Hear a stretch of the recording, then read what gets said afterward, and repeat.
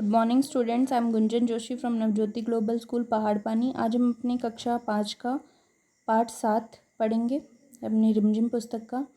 तो पाठ 7 जो है उसमें क्या है, डाकिये की कहानी बताई है एक डाकिये ने ही, ठीक है, एक पोस्टमैन ने, जिनका नाम था कंवर सिंह, ठीक है। और ये जो लेख है इसकी लेखिका है प्रतिमा शर्मा, ठीक है। तो चलिए अब हम ये लेख शुरू करते हैं। शिमला की माल रोड पर जनरल पोस्ट ऑफिस है।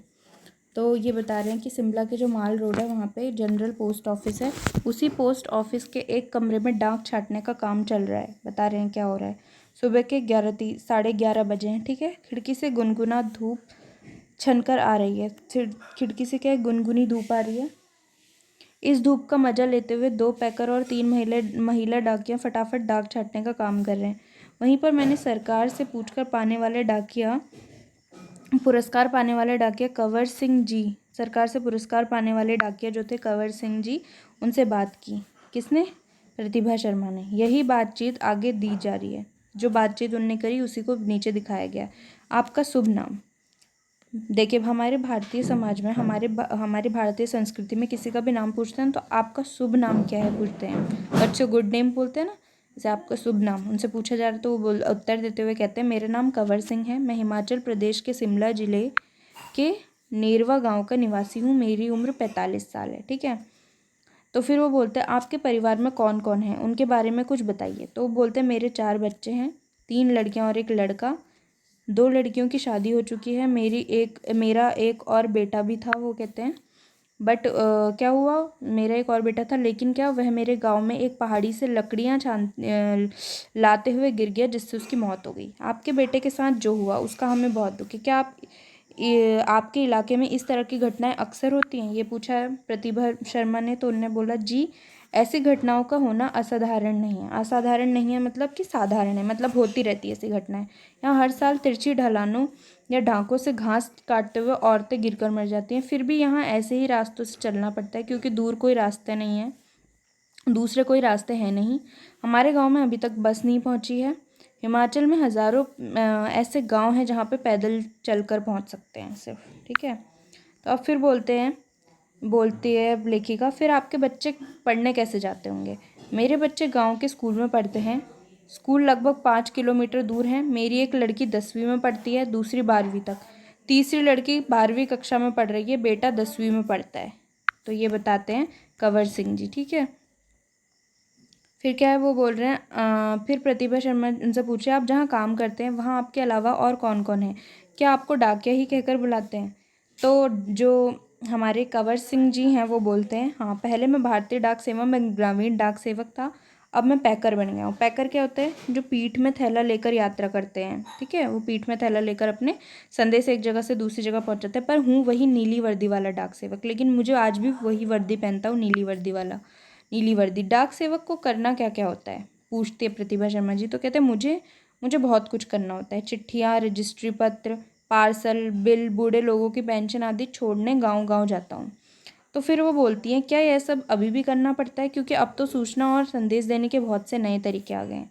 तो कंवर सिंह जी जवाब देते हुए कहते हैं, शहरों में भले ही आज संदेश देने के कई साधन आ गए, जैसे कि फ़ोन, मोबाइल, ईमेल वगैरह, लेकिन गाँव में तो आज भी संदेश पहुँचाने का सबसे बड़ा जरिया डाक है। इसलिए गांव में लोग डाकिये का बड़ा आदर और सम्मान करते हैं, अपनी चिट्ठी पाने के लिए डाकिये का इंतज़ार करते हैं। फिर प्रतिभा जी पूछती हैं, हमने सुना है कि हमारे डाक सेवा दुनिया की सबसे बड़ी डाक सेवा है, यह भला कैसे। तो फिर हमारे पोस्टमैन कंवर सिंह जी का उत्तर सुनो। सुना तो आपने बहुत ठीक है। वो कहते हैं कि आपने बिल्कुल ठीक सुना है कि हमारी जो डाक सेवा है वो दुनिया की सबसे बड़ी डाक सेवा है और बहुत अच्छी है।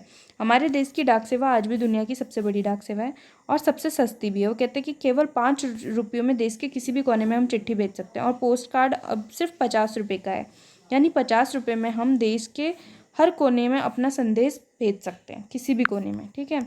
तो फिर वो कहते हैं, आपको अपनी नौकरी में मज़ा तो बहुत आता होगा, प्रतिभा शर्मा जी पूछती हैं। तो कहते हैं, मुझे अपनी नौकरी बहुत अच्छी लगती है। जब मैं दूर नौकरी करने वाले सिपाहियों का मनी ऑर्डर लेकर, जो सिपाही हमारे देश की रक्षा के लिए बॉर्डर में रहते हैं, ठीक है, वो जब अपने पैसे भेजते हैं अपने घर वालों को, तो उनका मनी ऑर्डर लेके जब वो उनके घर पे पहुंचते हैं तो उनके बूढ़े माँ बाप का खुशी भरा चेहरा देखते ही बनता है। कहते हैं उनका जो चेहरा होता है देखने लायक होता है। ऐसे ही जब किसी का रजिस्ट्री पद पहुंचता है तो जिसमें कभी क्या होता है, जिसमें कभी रिजल्ट होता है, कभी नियुक्ति पत्र होता है, तो लोग बहुत खुश हो जाते हैं। बूढ़े दादा बूढ़ी नानी पेंशन के पैसे मिलने पे बहुत खुश होते हैं। वो कहते हैं 6 महीने तक वे मेरा इसके लिए इंतज़ार करते हैं, क्योंकि हिमाचल में क्या होता है, बूढ़े लोगों को पेंशन हर 6 महीने बाद इकट्ठी दी जाती है। फिर लेखिका बोलती क्या आप शुरू से ही इस प्रकार के डाकघर का काम कर रहे हैं? तो कहते शुरू में तो मैंने लोहाल स्पीति जिले के किब्बर गांव में 3 साल तक नौकरी की है। यहाँ हिमाचल का सबसे ऊंचा गांव था। ठीक है। तो कहते इसके बाद 5 साल तक इसी जिले के काजा में और 5 साल तक किन्नौर जिले में नौकरी की। उस वक्त इस गांव में टेलीफोन नहीं था। बसें भी सिर्फ मुख्यालयों तक जाती थी। मुख्यालयों मतलब जो मुख्यालय के होते हैं, जो प्रधान कार्यालय होते हैं, ठीक है, केंद्र संस्थान जो होंगे। अभी भी कोई ऐसे गांव हैं जहां ना तो बस जाती है और ना ही वहां टेलीफोन है। ऐसी जगह में ग्रामीण डाक सेवक का बहुत मान किया जाता है। ठीक है। अब क्या कह रहे हैं वो, आप पहाड़ी इलाके में रहते हैं, जाहिर है डाक पहुंचाना आसान काम तो नहीं होगा। वो कहते हैं हाँ, मुश्किलें तो आती हैं। जब मैं किन्नौर जिले के मुख्यालय रिकांगपिओ में नौकरी करता था, कहाँ, मुख्यालय रिकांगपिओ में नौकरी करता था, तो सुबह 6 बजे मेरी ड्यूटी शुरू हो जाती थी। मैं 6 बजे सुबह शिमला जाने वाली बस में डाक का बोरा रखता था और रात को 8 बजे शिमला से आने वाली बस से डाक का बोरा उतारता। पैकर को ये सब काम करने पड़ते हैं। वो बताते हैं किन्नौर और लाहौल स्पीति हिमाचल प्रदेश के बहुत ठंडे तथा ऊंचे जिले हैं। इन जिलों में अप्रैल महीने में बर्फबारी होती है। बर्फ में चलते हुए पैरों को ठंड से बचाना भी पड़ता है, वरना स्नो बाइट हो जाता है। स्नो बाइट एक रोग है ठंड से होने वाला, ठीक है, और जिसमें क्या होता है, पैर नीले पड़ जाते हैं और उनमें गैंग्रीन हो जाती है। गैंग्रीन क्या होता है, देखिए, गैंग्रीन क्या होता है, किसी भी शरीर के अंग में जब क्या होता है, ब्लड का सप्लाई, मतलब कि जो हमारा रक्त है, हमारा जो रक्त है वो जब उसकी सप्लाई बंद हो जाती है किसी भी वजह से, ठंड की वजह से खून की सप्लाई जो होती है वो बंद हो जाती है, तो उसे गैंग्रीन कहते हैं। और उससे क्या होती है, उंगलियां झड़ने का डर रहता है। ठीक है। इन जिलों में मुझे एक घर से दूसरे घर तक पहुंचाने के लिए लगभग 26 किलोमीटर रोजाना चलना पड़ता था। ठीक है, एक घर से दूसरे घर डाक पहुंचाने के 26 किलोमीटर उन्हें रोजाना चलना पड़ता था। देखिए कितना कितना मुश्किल जीवन है, ग्रामीण जीवन कितना बहुत ही कठिन है। हिमाचल में एक गांव से दूसरे गांव की दूरी लगभग 4 या 5 किलोमीटर तक होती है। वो कहते हैं हिमाचल के गांव छोटे छोटे होते हैं। एक गांव में बस 8 से 10 या फिर कभी कभी 6-7 ही घर होते थे, इसलिए चलना काफ़ी पड़ता है। वो कहते हैं चलना तो खैर हमारी आदत में शामिल हो चुका है। फिर वो कहते हैं ग्रामीण डाकिये की ज़िंदगी में तो चलना ही चलना है, सिर्फ हमें चलना चलना पड़ता है। अब ये क्या कहते हैं, आपने बताया था कि पहले आप डाक सेवक थे, अब पैकर हैं, इसके आगे भी कोई प्रमोशन है क्या? तो वो पूछते हैं पैकर के बाद डाकिया बन सकते हैं, बस एक इम्तिहान पास करना पड़ता है। अभी तो काम के हिसाब से हमारा वेतन काफ़ी कम है। कहते हैं हमसे काम बहुत करवाया जाता है पर वेतन हमें कम दिया। वेतन क्या है, जो हर महीने का पगार आती है, सैलरी जिसे कहते हैं इंग्लिश में। सारा दिन कुर्सी पर बैठकर काम करने वाले बाबू का वेतन हमसे ज़्यादा होता है। कहते हैं किसमें, सारा दिन कुर्सी में बैठकर। पैकर का वेतन बाबू के जितना ही हो जाता है। अब तो डाकिये की नौकरी में लाना भी बहुत ही डाकिये की नौकरी लगना बहुत मुश्किल हो चुका है। वो बता रहे हैं हम में से जितने डाकिये रिटायर हो चुके हैं उनकी जगह नए डाकियों को नहीं रखा जा रहा है। वो बता रहे हैं इससे पुराने डाकियों पर काम का बोझ बढ़ता जा रहा है। वो कह रहे हैं ना जाने आने वाले समय में क्या होगा। काम के दौरान कभी कोई बहुत खास बात हुई हो, ये पूछ रहे हैं। तो कहते हैं एक घटना आपको सुनाता हूँ। मेरा तबादला शिमला के जनरल पोस्ट ऑफिस में हो गया था। तबादला क्या कहते हैं, ट्रांसफ़र। तबादला अर्थात एक जगह से दूसरी जगह पे जब आपकी नौकरी का जो स्थान होता है वो बदल जाता है तो उसे कहते हैं तबादला। वहाँ मुझे रात के समय रेस्ट हाउस और पोस्ट ऑफिस चौकीदारी का काम दिया गया था। यह 1998 की बात है। 29 जनवरी को रात लगभग 10:30 बजे का समय था। कह रहे हैं बाहर से किसी ने पोस्ट ऑफिस का दरवाज़ा खटखटाया तो मैंने पूछा कौन है। जवाब आया दरवाज़ा खोलो, तुमसे बात करनी है। तो कहते दरवाज़ा खोला तो अचानक 5-6 लोग अंदर घुसे और मुझे पीटना शुरू कर दिया। बताते हैं मैंने पूछा क्यों पीट रहे हो, तो उन्होंने कोई जवाब नहीं दिया।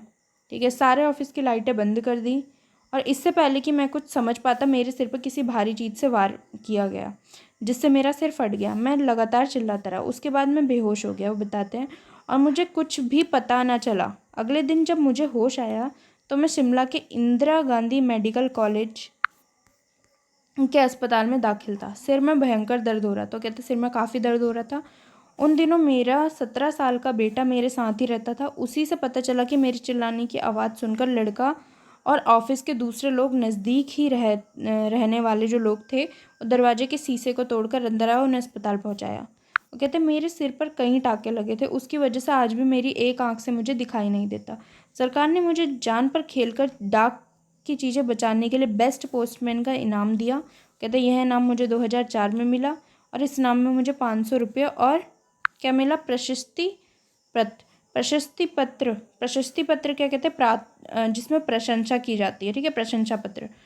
मैं और मेरा परिवार बहुत खुश हुए। वो कहते हैं मैं और मेरा परिवार बहुत खुश हुए और कहते हैं मैं आज भी गर्व से कह सकता हूँ कि मैं बेस्ट पोस्टमैन हूँ।